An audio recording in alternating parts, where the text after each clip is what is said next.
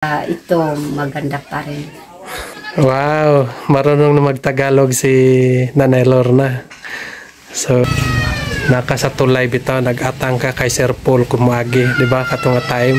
Oo, sige kog kuan kada adlaw dito ko pud sa tulay sa kanang kuan sa Nara.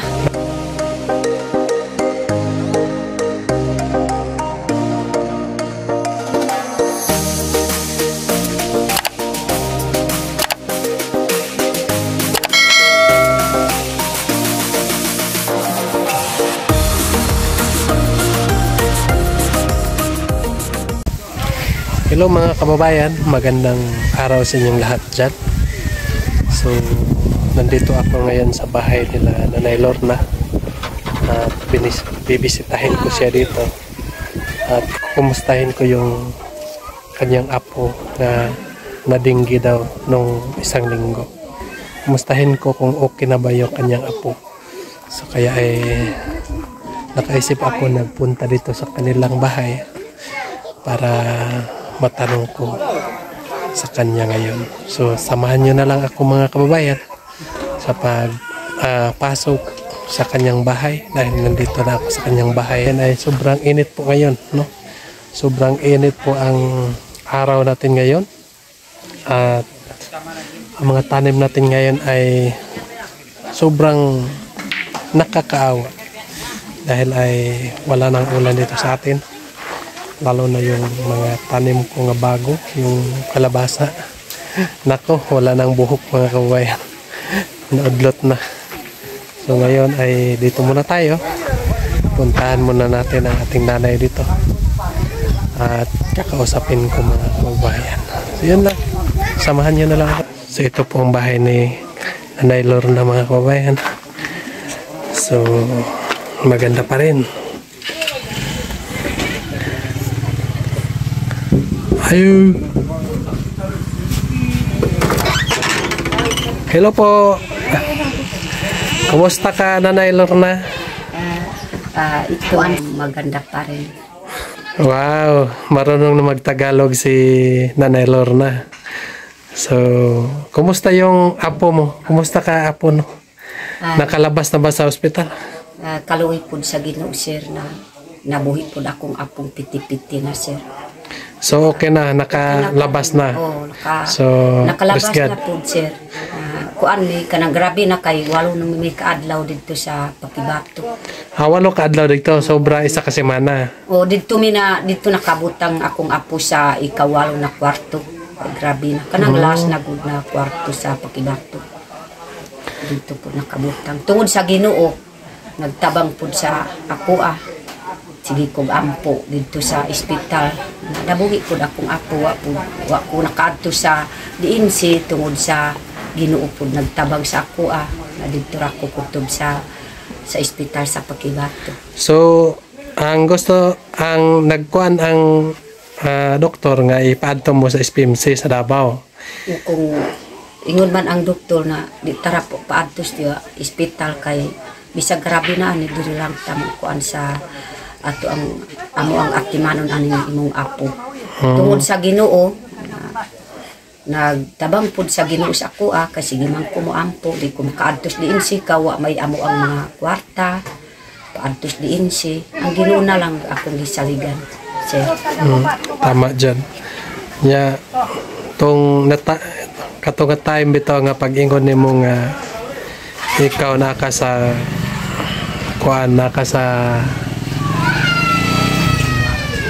tulay bitaw, nag-atang ka kay Sir Paul kumuagi, di ba? Katong time.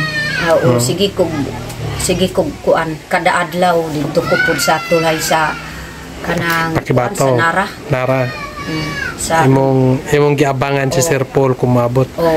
Pero ko pud kumaabot pud si Sir na hantod mga alas 9 na ako dito na ako padulong sa tulay sa duol sa ospital kay mo ang kung moabot po si Sir. Muhuat ka ko na si Sir Paul. Pero wala si Sir Paul atong time. Wala si Sir Paul kay tuwa siya sa Mindoro. Tungod kay adunay grabing pagsulay nga niabot siyang kinabuhi. Grabe ang mga pagsubok nga niabot sa ilang kinabuhi nga wala pod niya damha nga may tabo na sa ilaha, no? Kay para makabalupod ka nga si Sir Paul nga ang atong pinakamamahal nga Pangulo ay nakaramdam siya ng sobrang sakit ni adtong tungora, kaya ay siya ay napauli doon sa Mindoro kasi yung kanyang ate ay nipanaw na sa ibang mundo. So ang atin lang ay siya ngayon ay parang hindi pa siya makatanggap nga ganon ang nangyari sa kanilang pamilya, no? So gusto ko lang malaman mo nga ang ating Pangulo si Sir Paul ay nagdamdam din siya ng sakit tungkol sa nangyari sa kanyang ate. So yun na time nga nandoon ka sa ospital ay nag-aabang ka sa kanya kung dumaan para makita ka lang niya. So wala siya dito sa Davao. So yun ang nangyari. Gusto ko lang ipaalam sa iyo kasi baka maisip mo nga bakit hindi dumaan si Sir Paul dito. Pero wala pala siya dito sa Davao kasi nandoon siya sa Mindoro. So sobrang sakit, no? Sobrang sakit ang maramdaman natin kapag mawalan tayo ng pinakamamahal natin sa buhay, no? Kapag gaano kasakit yung naramdaman mo sa pag nawalaan ka ng anak, ganyan din kasakit ang naramdaman ni Sir Paul kapag yung nipanaw ang kanyang ate. So yan ang nangyari noon nga time, 'di ba? Sabi mo nga nag-antay ka. So mahirap, no? Hindi natin maiwasan ang mga pagsubok nga dumating sa ating buhay. Minsan tayo ngayon ay patawa-tawa pa, pero hindi natin alam sa kabilang hindi natin alam sa doon sa unahan, doon sa ilang mga araw at meron na naman mga pagsubok nga dumating sa atong buhay. So ang mas mahalaga yun, ang nindot lang yun nga magdadasal lang tayo palagi ng ating Panginoon, no? Para bigyan tayo niya ng lakas para sagupain ang mga pagsubok nga dumating sa ating buhay, no? So ako nagpapasalamat ako ng Panginoon kasi po ay sinabi mo nga yung apo mo ay ligtas, no? Maayos at walang masamang nangyari. So sabi, may nagko-comment doon sa sa vlog, ang sabi doon ay yung gamot daw ng ang gamot daw yung dengue ay yung tawa-tawa, no? Alam mo ba yung tawa-tawa? Na nakaila ka tawa-tawa? Nakahibalo ko po sir, kana lang kay nga direct man po akong anak kay dito man na po sa 24. Direct na lang dito sa kuan. Dito ra nag-agi sa ay so Malabong. Ibig sabihin yung nalaman mo yung apo mo nga nandoon na sa ospital. So kaya pinuntahan mo na lang doon. Balikan na ako diri sa akong umagad. Gipuntahan ka na dito sa imong umagad para ipaalam sa iyo ang nangyari sa iyong apo, no? So grabe, no, kapag may magsakit ng ating mga ano natin ay sobrang tayo, no? Magdamdam tayo. So ngayon ay opo tayo. So ngayon ay ito sila na Lorna. Nag-isa lang ako dito mga kabayan kasi hindi ako nakapunta doon sa aking bukid. Grabing init, no? Grabing init. Hindi makatubo yung mga mais namin dito mga kababayan. Mabuti na lang ay nakatanim ako mga ilang linggo na. So tumubo na. So naglagay ako ng abono tong isang araw. Hindi natutunaw kasi walang ulan. So anong paraan para matunaw? Pwede ba kada iihi tayo ay puntahan natin yung puno ng mais? Doon tayo eh. So mahirap, no? Mahirap ang ano ngayon. Kahit po amo ang kahintan diri. Mahirap yung mga sitwasyon natin dito sa magsasaka dahil yun ang ating inaantay nga para dyan tayo kukuha ng pagkain. Mapapas mo pa tayo dahil yung mga tanim natin ay hindi pa tumubo. Gutumin na tayo. Nalaya na po sir. Kahit wala pang anong tawag dyan? Kahit wala pang unod. Kay mga kuan. Kahit wala pang bunga. Ay bunga.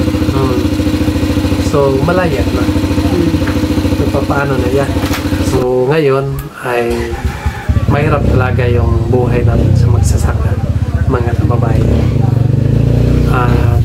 Lalo na kay Nanay Lorna, wala siyang ibang income, diba? Diba na? Yung income, yung kanyang income ay ano lang, dito lang sa magsasaka. So lalong magigipit.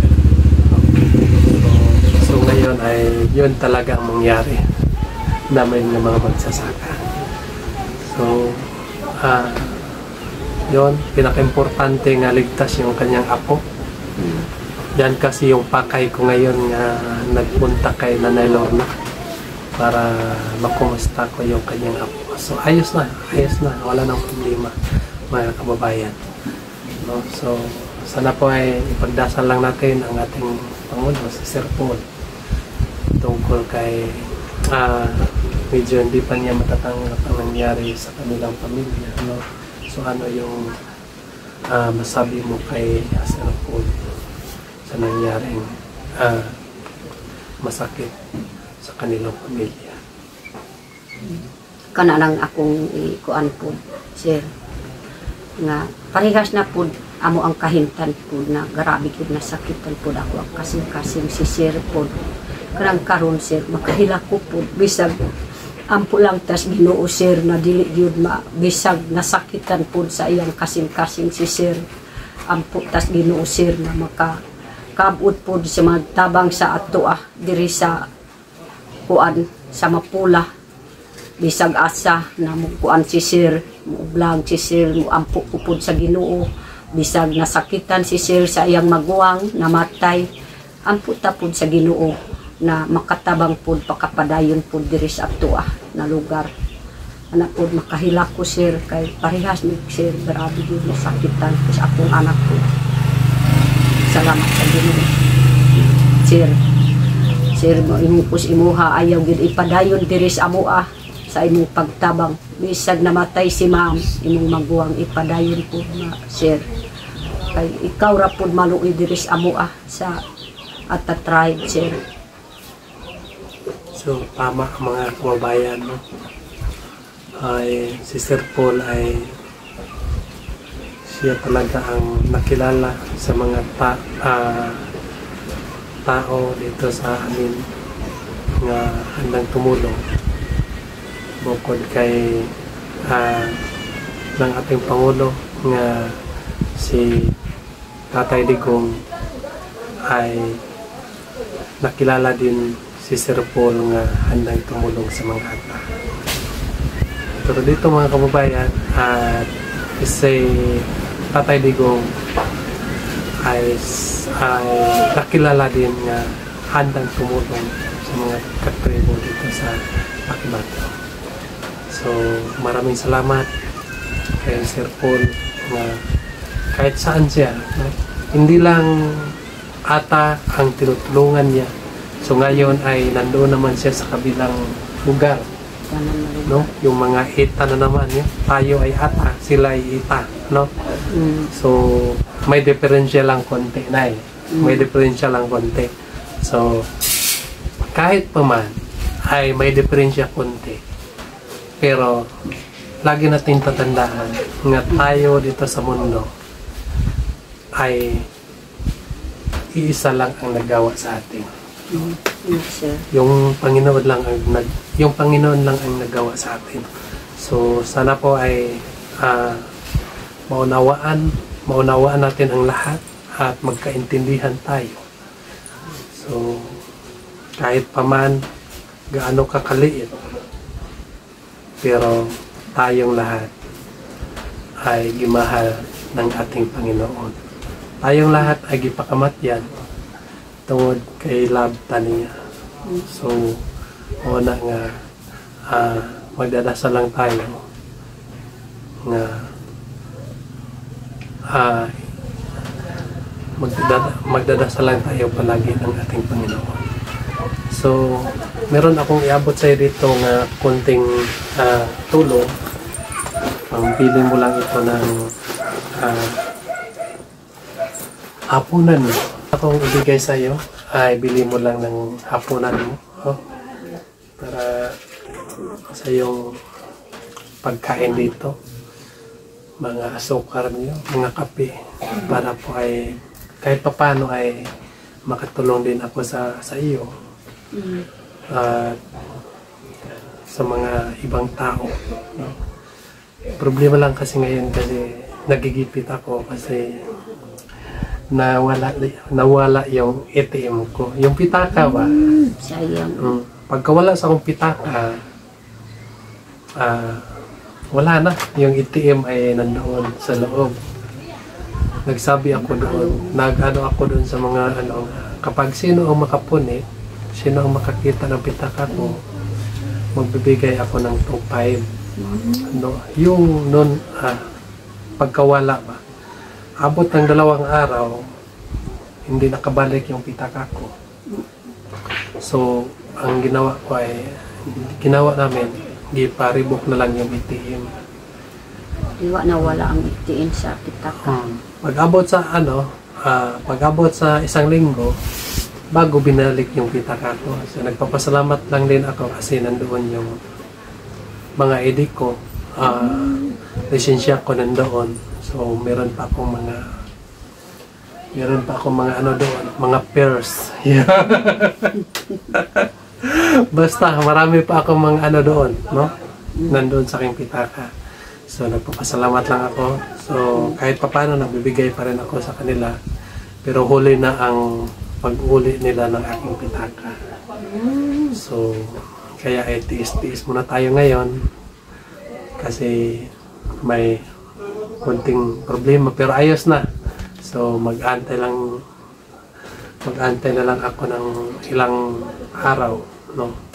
So, kahit papano, at hindi natin kakalimutan, kahit saan tayo pupunta dito sa mundo, kahit ikaw ay yaman na balang araw, kasi hindi natin malaman ang takbo ng ating buhay, di ba? Hindi natin malaman, sabi ng awit, habang may buhay, may pag-asa pang naghihintay, no? Habang may liwanag habang may buhay, may pag-asa pang naghihintay.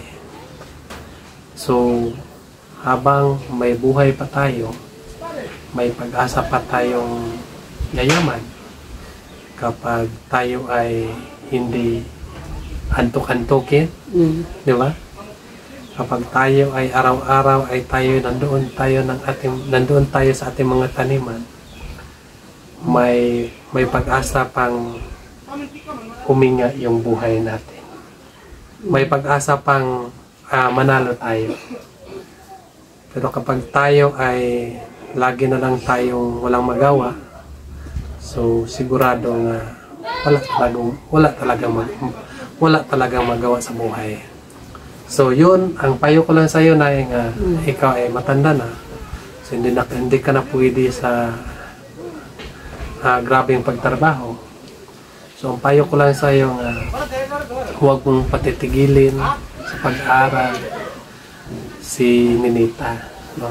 Kahit namimiss ka na, namimiss mo na si Ninita, at huwag mo talagang ipatigil sa pag-aaral dahil kapag yan ay makatapos sa pag-aaral, ay marami ng mga blessing na dumating sa inyong buhay. Salamat sir. No? So yun lang, no? Tulad ko ay may plano pa rin ako mag-aral kahit matanda na ako, no? Pero ikaw, yung anak mo ay wag mong ipahintuin sa pag-aaral. So, pagdadasal lang natin sa Panginoon ngayong mga sponsor niya, no? Yung mga sponsor niya ay bigyan ng maraming biyaya para ay makatapos sa pag-aaral ang mga kabataan. So yun lang po mga kababayan. God bless you sa inyong lahat. At una sa tanan ay bago sa lahat, bago kami magtapos ay hindi namin kakalimutan, no? Magpapasalamat ng Panginoon at kay Sir Paul. Yun lang. Bye-bye. Bye.